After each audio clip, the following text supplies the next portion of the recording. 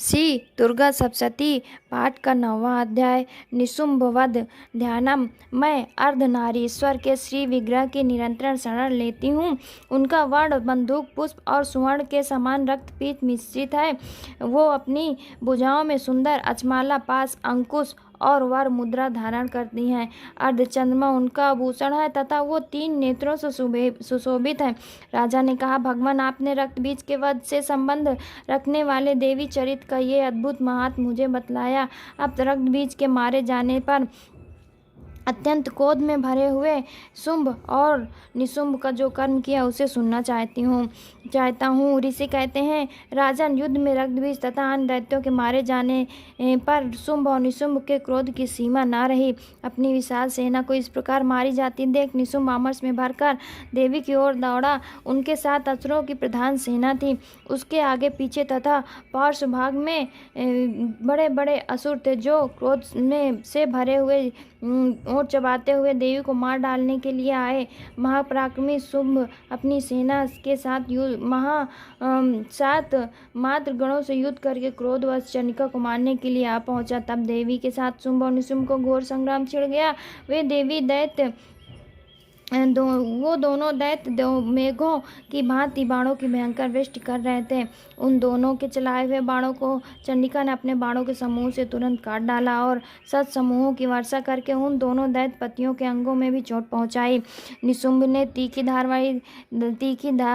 तलवार और चमकती हुई ढाल लेकर देवी के श्रेष्ठ वाहन सिंह के मस्तक पर प्रहार किया। अपने वाहन को चोट पहुंचने पर देवी ने छुरप नामक बाण से निशुंभ की श्रेष्ठ तलवार तुरंत ही काट डाली और उसकी ढाल को भी जिसमें 8 चांद जड़े थे खंड खंड कर दिया। ढाल और तलवार के कट जाने पर उस असुर ने शक्ति चलाई, किंतु देवी ने समीप आने पर उस चक्र के भी 2 टुकड़े कर डाले।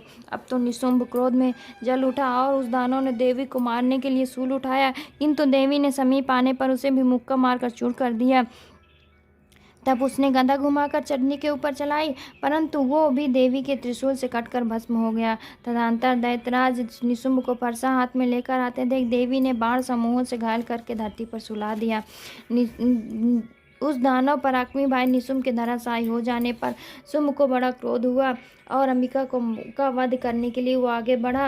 रथ पर बैठे बैठे उत्तम आयुधों से शोभित अपनी बड़ी बड़ी 8 अनुपम भुजाओं से समूचे आकाश को ढककर वो अद्भुत शोभा पाने लगा। उसे आते देख देवी ने शंख बजाया और धनुष की प्रत्यंचा का भी अत्यंत दूसरा शब्द किया। साथ ही अपने घंटे के शब्द से जो समस्त दैत्य सैनिकों का तेज नष्ट कर देने वाला था, संपूर्ण दिशाओं को व्याप्त कर दिया। तदंतर सिंह ने भी अपनी दहाड़ से, जिसे सुनकर बड़े बड़े गजराजों का महान मत दूर हो जाता है, आकाश, पृथ्वी और 10 दिशाओं को गुंजा दिया। फिर काली आकाश में उछलकर अपने दोनों हाथों से पृथ्वी पर आघात किया।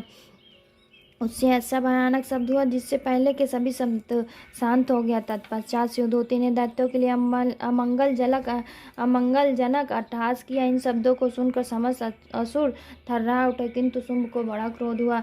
उस समय के देवी ने जब शुंभ को लज करके कहा, ओ दुरात्मा, खड़ा रहे, तभी आकाश में खड़े हुए देवता बोल उठे, तुम्हारी जय हो, जय हो। शुंभ ने वहां आकर ज्वालाओं से युक्त अत्यंत भयानक शक्ति चलाई। अग्निमय पर्वत के समान आती हुई शक्ति को देवी ने बड़े भारी लूक से दूर हटा दिया। उस समय शुंभ के सिंहनाद से तीनों लोग गूंज उठे। राजन, उसके प्रद्युम्न से वज्रपात के समान भयानक शब्द हुआ जिसने अन सब शब्दों को जीत लिया। शुंभ के चलाए हुए बाणों को देवी ने और देवी के चलाए हुए बाणों को शुंभ ने अपने भयंकर बाणों द्वारा सैकड़ों और हजारों टुकड़े कर दिए। तब क्रोध में भरी हुई चंडिका ने शुंभ को शूल से मारा। उनके आघात से मूर्छित हो पृथ्वी पर गिर पड़ा। इतने में ही निशुंभ को चेतना और उसने धनुष हाथ में लेकर बाणों द्वारा काली देवी तथा सिंह को घायल कर डाला। फिर उस दैत्यराज ने 10,000 बाहें बनाकर चक्रों के प्रहार से चंडिका को आच्छादित कर दिया। तब दुर्गम पीड़ा का नाश करने वाली भगवती दुर्गा ने कुपित होकर अपने बाणों से उन चक्रों तथा बाणों को काट गिराया। ये देख निशुंभ दैत्य सेना के साथ चंडिका का वध करने के लिए हाथ में गदा ले बड़े वेग से दौड़ा। उसके आते ही चंडी ने तीखी धार वाली तलवार से उसकी गदा को शीघ्र ही काट डाला।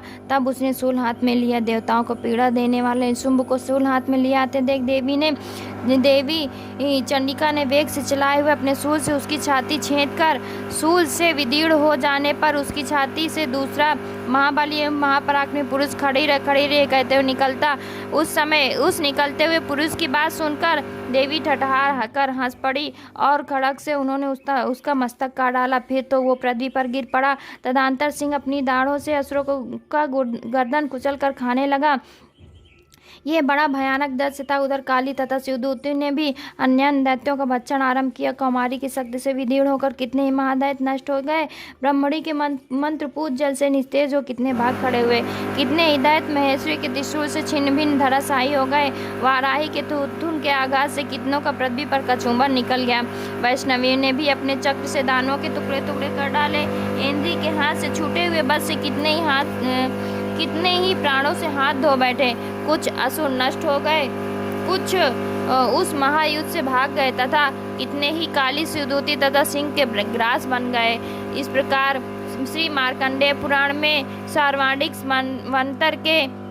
मानवंतर की कथा के अंतर्गत देवी महात्म्य शुंभ निशुंभ का वध नामक 9वां अध्याय संपूर्ण हुआ। भक्तजनों, जय माता की, जय माता की।